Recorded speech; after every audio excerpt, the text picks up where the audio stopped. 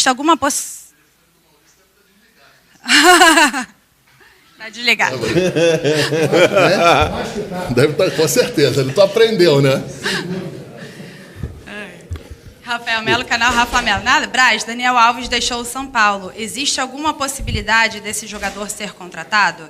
O Flamengo ainda está no mercado para mais contratações? Pode explicar o enigma do Juazeiro? O Flamengo não tem nada a ver com o problema do São Paulo com Daniel Alves. E o Flamengo está sempre atento ao mercado e sempre atento às oportunidades do mercado. Eu canso de falar isso, as pessoas cansam de perguntar se está fechada a janela, se não está fechada a janela. Pouco provável das janelas estarem fechadas para o Flamengo. O Flamengo está sempre atento às oportunidades de mercado. Isso aí não quer dizer absolutamente nada em relação ao Daniel Alves. O Flamengo não tem nada com esse problema em relação ao São Paulo, não sei nem se tem problema. Enfim, essa é o que eu posso falar. Letícia Marques, coluna do Fla. Boa tarde, Braz. Saindo um pouco das contratações, é preciso falar de campo. O Flamengo chegou à 4ª partida consecutiva sem perder para o Palmeiras na casa da equipe paulista, que tem sido uma das grandes concorrentes por títulos nos últimos anos. Você acha que esses confrontos diretos servem como tira-teima para colocar o Flamengo isolado no posto de melhor equipe do Brasil?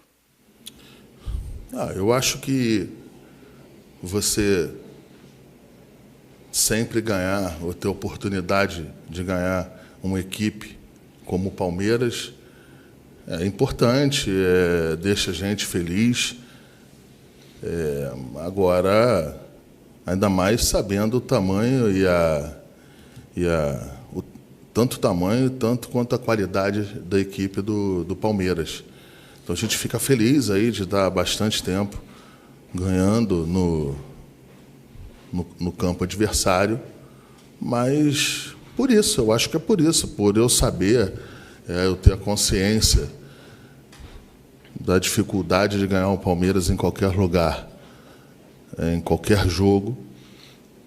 Eu acho que ganhar lá no Parque Antártica é sempre importante, eu acho que é sempre uma demonstração de força do nosso elenco em função disso aí. Mas eu fico feliz por isso, não por eu saber o tamanho do Palmeiras, a força da... Não posso falar da torcida agora, porque está sem torcida, mas, enfim, eu tenho essa consciência. Eu acho que é isso que nos deixa feliz por saber desse tamanho, desse obstáculo, e estar sempre ganhando deles aí, pelo menos de 2019 para cá, todos os confrontos foram bons para o Flamengo.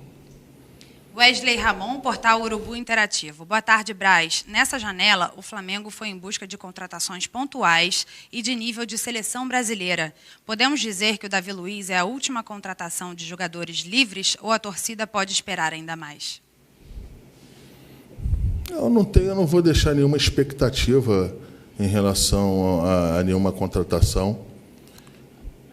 Uma coisa é uma oportunidade de mercado, uma coisa é uma chance de você ainda qualificar esse elenco do Flamengo. Outra coisa é você estar atrás à caça no mercado. Os jogadores que a gente queria, nós fomos atrás com todas as dificuldades do mundo, conseguimos trazer. Desde o primeiro momento aqui, eu falei em Kennedy, no segundo momento a gente falou no Andréas, e no terceiro momento a gente começou a construir o Davi Luiz.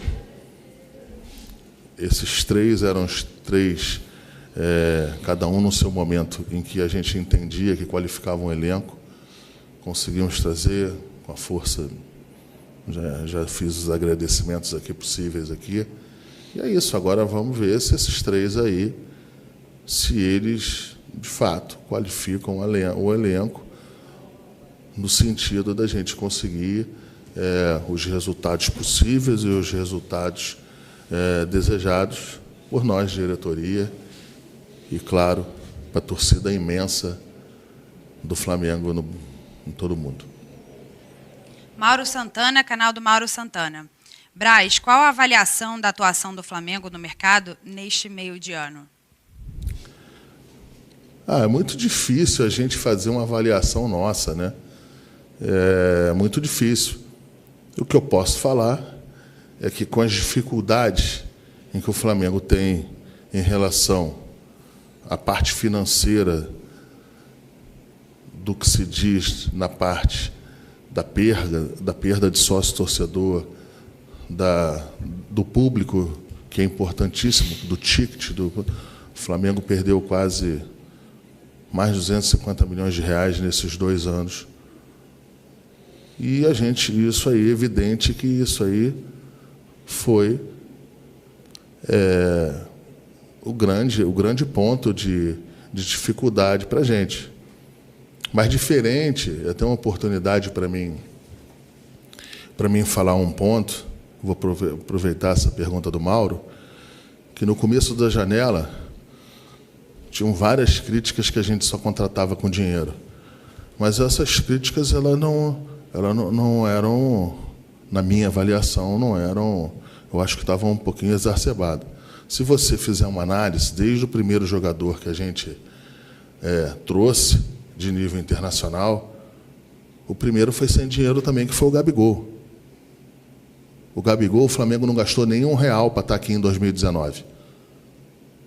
Foi muito esforço meu e do Bruno para que esse jogador super contestado,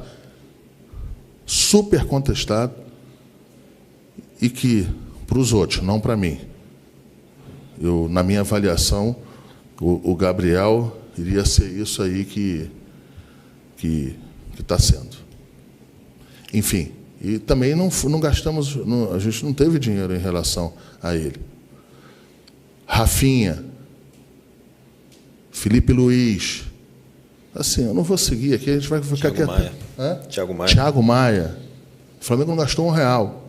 Diferente, no segundo momento, já os jogadores adaptados aqui e campeões, aí o Flamengo teve que fazer uns ajustes e ir para o mercado. Pedro a gente gastou no empréstimo. Mas assim, enfim, mas aqui eu tenho vários aí que eu já te falei aí, do Isla, por exemplo, e que o Flamengo contratou sem gastar nada. E não é gastar nada botando em luva, botando em não sei o quê, é não gastar nada mesmo, entendeu? O que a gente botava, quando é luva mesmo, quando é salário mesmo, a gente fazendo isso da maneira mais correta, da maneira mais transparente possível. E agora chegou a vez aí desses 3 jogadores aí, não foi diferente. Flamengo, eu acho que o Flamengo foi bem na janela, pelos os níveis de contratação. Eu acho que são níveis consideráveis, ainda mais para o Brasil, para a América Latina, aqui na América do Sul. Então, assim, eu acho que o Flamengo está de parabéns o presidente, está de parabéns o futebol. Mas o Flamengo, aqui no futebol do Flamengo, não tem nenhuma lacuna a ser preenchida. Aqui as lacunas aqui foram preenchidas pela gente mesmo. Quando faltou dinheiro, a gente vendeu o jogador. A gente se expôs vendendo o jogador, como o Gerson. Você acha que eu queria vender o Gerson? Eu queria vender o Gerson. Mas era uma proposta que era muito boa, mudava a vida do Gerson e era importantíssima num determinado momento para o Flamengo. E, em outros momentos, a gente precisou fazer algumas vendas complementares para ter um colchão de conforto financeiro. E é isso, eu acho que eu vou deixar as outras pessoas avaliarem. Eu fico desconfortável em eu fazer uma avaliação, entendeu? Mas eu acho que o Flamengo foi bem, eu acho que está todo mundo de parabéns. Raíza Simplício, Gol. Marcos, boa tarde. Vocês já têm alguma posição sobre os jogos adiados do Flamengo por conta da data FIFA? Você mostrou preocupação com jogos em curto espaço de tempo. Na minha última entrevista coletiva, em que algum jornalista, alguma pessoa falou no êxito da gente conseguir tirar os jogos ali que estavam em cima da data FIFA, e eu tinha essa preocupação, não que essa ação não fosse boa para o Flamengo, não foi bem feita aqui pelo clube. A ação foi bem feita, mas traz outras consequências em relação a esse calendário insano. Eu acho que talvez estejam também esperando o Flamengo perder algum campeonato para poder ajustar, né? Porque se fosse desclassificado da Libertadores, classificado da Copa do Brasil ou de algum ponto, é mais fácil ajustar. Então, acho que é por isso que está demorando um pouquinho mais para demonstrarem as datas que vão ser feitas. Sidão Marinho, Agito Esportivo. Braz, o Grêmio ameaça pedir a exclusão do Flamengo da Copa do Brasil por ter a torcida no Maracanã. Algum receio em relação a isso? Você vê isonomia no futebol brasileiro? Eu não vou entrar nesse assunto. Assunto jurídico é com o doutor Ducho de Abranches. Muito bem representado o Flamengo, vice-presidente-geral do clube, vice-presidente jurídico. Parece que continuará à frente dessas duas posições aí. Então, assim, eu deixo para o doutor Rodrigo falar. Quanto à isonomia, assim, eu tenho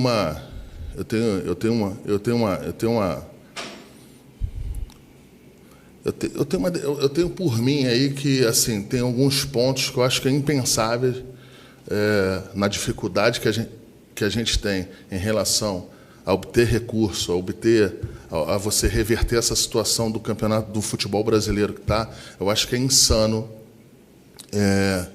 não ter a volta do público ou as pessoas não entenderem que a volta do público é importante. Claro que sempre com a devida segurança, com os devidos protocolos, com as devidas ações governamentais, e o Flamengo cumpre todas elas para que o público venha para o estádio com segurança e com segurança a todos. Então, eu acho isso, eu acho que não deveria ter nenhuma ação. Eu respeito a posição do Grêmio, eu respeito quem pensa diferente, mas, assim, pelos números que eu vejo aqui, junto com o Bruno, a gente tem uma preocupação enorme de não ter público o mais rápido possível. E se o Flamengo está sentindo isso, está sangrando com isso, acho que os outros também estão, e acho que os outros também deveriam ter isso aí. Mais uma vez, para não ter mimimi nem história, com os devidos protocolos, com as devidas seguranças, com as devidas ações governamentais, com a saúde sanitária envolvida, com todas as pessoas que deem segurança a todas as pessoas, ao público em geral.